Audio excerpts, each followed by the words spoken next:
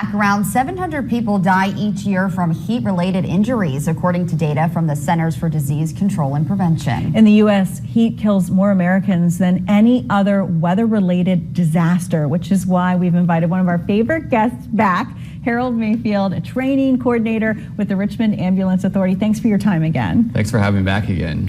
You keep doing a good job. We keep bringing you back in. So interesting. Okay, so let's look at this realistically. Football practices have started up at the high schools. Marching band practices have started up. You have people who work out in the heat.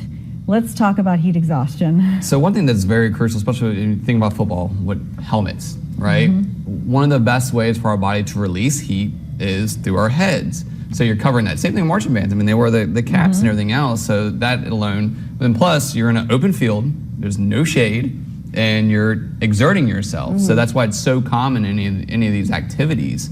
So that's why it's very important to have a good awareness of this. Definitely. And what are some of the clear signs, the clear warnings people should look out for? So one of the big things, obviously, is if somebody starts acting differently. Altered mental status, that's right there, makes you know that they're in danger. Other thing is, you know, it's Virginia weather, right? You step outside, you start sweating. Well, if I'm not sweating at that point, you know, okay, that's not good. Especially if I'm working out and stuff, I should be sweating. So sluggish, altered mental status, no longer sweating, all that is extreme signs of definitely heat-related illness. Heat exhaustion. What is the difference between heat exhaustion and heat stroke when you hear those two terms? So with heat exhaustion, you have more of the, you know, some of the tactile functions will be a little bit more difficult. When you get to full stroke, that's when you're talking inability to use your bodily functions. You know, it mimics a stroke. Like that's where the altered mental status comes in. And they don't want to move, and that's normally when they stop sweating and stuff like that. If someone's not talking to you or they're not making sense, what do you need to pay attention to with heat stroke? I mean, is it something where someone might literally just hit the ground and you know you need to call for help? It could be as instant as that. If they've pushed themselves to that max, kept on doing their exercises, kept on exerting themselves, and didn't pay attention to the signs, they could collapse. And right then and there, the first thing you need to do is get them out of that environment as quick as you can. If you can't get them out of the environment, try to bring coldness to them. You can do ice packs and stuff like that, but you definitely need to try to do whatever you can to try to cool down their body temperature.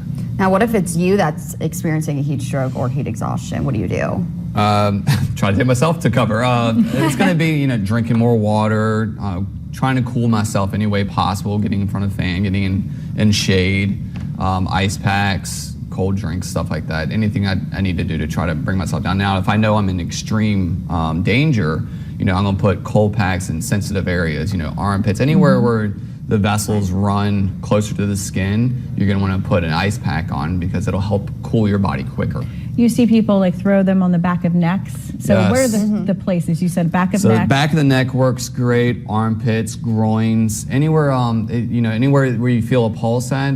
Reason we feel the pulse because that's where that vessel is closest to the outermost part of the skin. So where those areas definitely works the best. But it's easy to put them in the armpits because you can put it in there, then close the arm, then kind of hold it themselves. Or most people get draped over, so put it over their neck. It's easy. So that's why those places work great. And then if they're really extreme, you need to go to the groin area. And we tell people to drink a lot of water. What about the Gatorade type drinks? Do those help too, or are they hurt in those situations? You know what I'm saying with the potassium and you're absolutely right. Yeah. So it's kind of a double-edged sword because, you know, Gatorades, they have the electrolytes and stuff, which is great for your system, but they also have a lot of sodium. So it's, you know, that can help you with your pressure, but it's also going to make you more thirsty as well.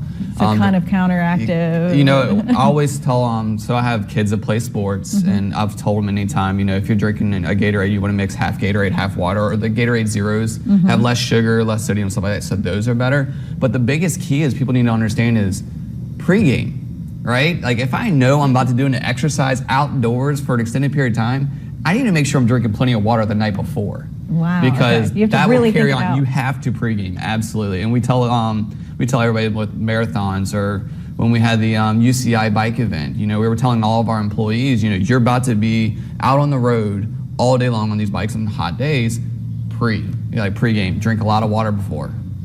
Very, very good tips here. I think I'm learning so much just from talking to you. So Harold, thank you so much for being here. Oh, we definitely appreciate it. We'll be more than happy to come anytime you guys like.